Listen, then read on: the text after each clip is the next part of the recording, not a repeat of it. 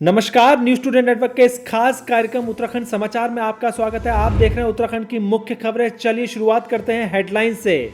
उत्तराखंड विधानसभा सत्र में सरकार पर दागे जाएंगे करीब 1000 सवाल। देखिए सबसे ज्यादा सवाल किस मामले में आएंगे। उत्तराखंड से उत्तर प्रदेश की यात्रा हुई बेहद आसान। फ्लाइट से करीब 1.5 घंटे में पहुंची लखनऊ। जानिए पूरा टाइम टेबल। राष्ट्रीय शिक्षा नीति में परिवर्तन के बाद उत्तराखंड में पढ़ाई के लिए बना आयोग। देखिए कैसे बदलेगी डिग्री कॉलेजों में पढ़ाई। रुड़की देवबंद रेलवे लाइन के लिए किसानों की जमीन हुई अधिकृत। देखिए मुआवजे के साथ किसानों ने किस तरह की उठाई नई मांग।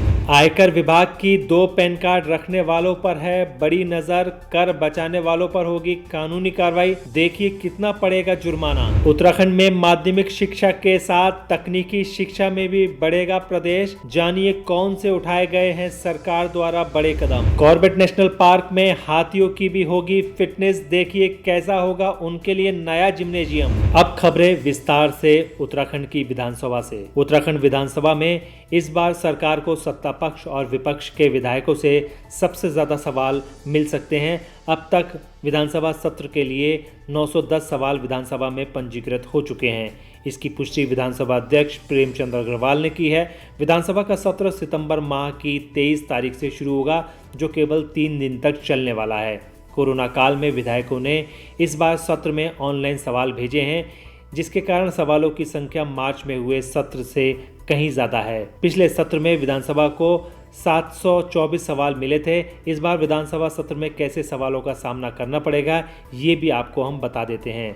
माना जा रहा है कि इस बार सबसे ज़्यादा सवाल स्वास्थ्य, क्वारंटीन सेंटरों के हालात, प्रवासियों को रोजगार और स्वरोजगार को लेकर सबसे ज़्यादा होने वाले हैं, क्योंकि ये पहला कोरोना काल होगा जिसमें विधानसभा सत्र होगा। खबर देहरादून से लखनऊ के हवाई सफर की। देहरादून से जोलीग्रांट एयरपोर्ट से 25 अगस्त से लखनऊ के लिए सीधी हवाई सेवा शुरू होगी। इंडिगो की ये सेवा सप्ताह में 3 दिन तक चलेगी। 3 दिन के लिए चलेगी। लखनऊ से जोलीग्रांट एयरपोर्ट और जोलीग्रांट से लखनऊ के बीच 25 अगस्त से हवाई सेवा शुरू होगी।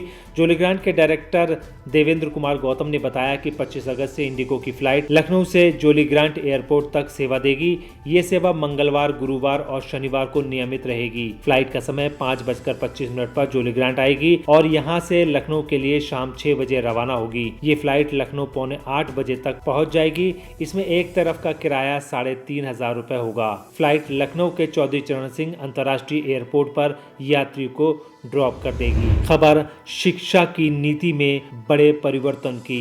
भारत सरकार की शिक्षा नीति आने के बाद अब उत्तराखंड में भी उच्च शिक्षा को लेकर नई तैयारियां चल रही हैं। उत्तराखंड में उच्च शिक्षा आयोग का गठन किया जाएगा। इसमें वार्षिक परीक्षा प्रणाली को खत्म कर सेमेस्टर सिस्टम को लागू किया जाएगा। उच्च शिक्षा मंत्री डॉक्टर धन सिंह रावत के इस मामले में 40 दिन के अंदर सुझाव लेने की बात कही है। राष्ट्रीय शिक्षा नीति के विस्तार अध्ययन के लिए पूर्व कुलपति एवं शिक्षा सलाहकार MSM रावत की अध्यक्षता में कमेटी का गठन किया गया है। ये कमेटी राज्य के कई महाविद्यालयों को विश्वविद्यालय, स्वयं शासी महाविद्यालय बनाए जाने, बहु विश्वविद्यालयों की स्थापना, कोर्स स्ट्रक्चर तैयार किए जाने, वार्षिक परीक्षा प्रणाली खत्म कर सेमेस्टर शुरू करने, क्रेडिट बेस्ड सिस्टम को लागू करने, प्रत्येक जिले में समावेशी महाविद्यालय बनाए जाने पर सहमति बनी है। चर्चा के दौरान प्राप्त जानकारी हुई है कि बहु विषय शिक्षा के प्रावधान के तहत स्नातक 3 या 4 वर्ष की अवधि का हो सकता है। दोस्तों, न्यूज स्टूडेंट नेटवर्क आपको हमेशा अपडेट करता रहता है, इसीलिए आप वीडियो को देखने के साथ एक लाइक जरूर कर दें, जिससे हम आपको आपकी तरक्की से जुड़ी हर एक जानकारी आप तक पहुंचाते रहें। अगली महत्वपूर्ण खबर स्कूली और तकनीकी शिक्षा की बेहतरी की है। मुख्यमंत्री त्रिवेंद्र सिंह रावत ने मंगलवार को सचिवालय देहरादून से हरिद्वार की जगजीतपुर ITI में स्थापित अंतर्राष्ट्रीय स्तर के नवीनतम उपकरणों से सुसज्जित स्मार्ट वेल्डिंग लैब का लोकार्पण किया।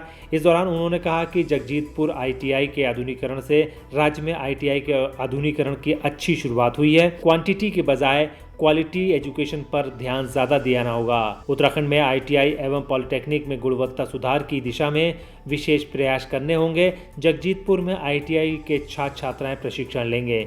उन्हें रोजगार के अनेक अवसर मिलेंगे। इस ITI में प्रशिक्षण के बाद आधुनिकतम तकनीक का प्रयोग होगा। इसके साथ साथ रामनगर में केंद्रीय विद्यालय की स्थापना होगी। इसके लिए विधायक दीवान सिंह बिष्ट की ओर से केंद्रीय शिक्षा मंत्रालय को भेजे प्रस्ताव को सैद्धांतिक मंजूरी मिल गई है। अभी स्कूल के लिए पीरूमदारा में उपयुक्त जमीन की तलाश शुरू कर दी गई है।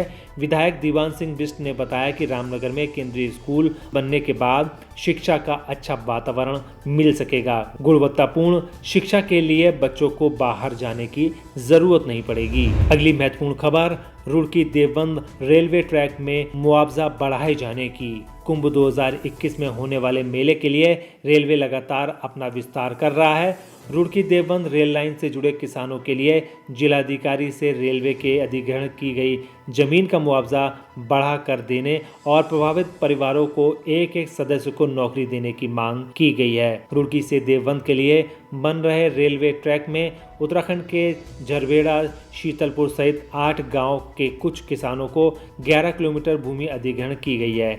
जिलाधिकारी से इस मांग को किया गया है कि जमीन जाने के बाद उनकी आजीविका चल सके, साथ ही उन्हें पेंशन भी दिए जाने की मांग रखी जा रही है। गौरतलब है कि रेलवे लाइन के दोनों ओर सड़क मार्ग का निर्माण किया जाए और जिस किसान की भूमि अधिग्रहण की गई है उस किसान को 4160 रुपये प्रति वर्ग मीटर की दर से भूमि का मुआवजा दिया जाए। उन्होंने कहा कि अब तक जो मुआवजा दिया गया है वह काफ़ी कम बताया जा रहा है। इसी को लेकर वह लगातार प्रशासन और रेलवे मंत्रालय के साथ मंत्रणा कर रहे हैं। अगली महत्वपूर्ण खबर, पैन कार्ड में नियमों के बदले जाने पर आयकर की नजर की। भारत में पैन कार्ड सबसे महत्वपूर्ण वित्तीय पहचान पत्र बन गया है। देश का आयकर विभाग 10 डिजिट का अल्फा न्यूमेरिक नंबर जारी करता है। इसकी जरूरत किसी भी भारतीय टैक्स पेयर को पड़ती है। एक निश्चित राशि से अधिक की लेनदेन या खरीद के लिए पैन कार्ड अनिवार्य होता है। हालांकि देश में कई लोग ऐसे भी हैं जिनके पास एक से ज्यादा पैन कार्ड हैं। आयकर विभाग के नियम के मुताबिक